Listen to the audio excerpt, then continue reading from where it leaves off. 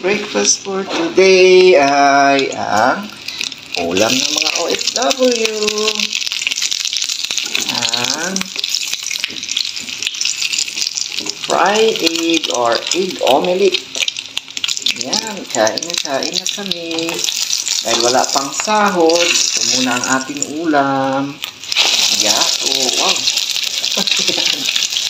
Yan ang ulam namin dahil wala pa kaming sahod.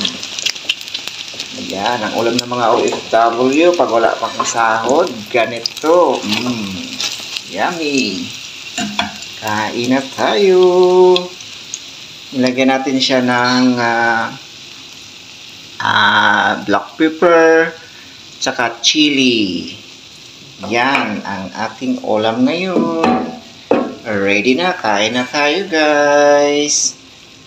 Yan, ang ulam natin this Wednesday.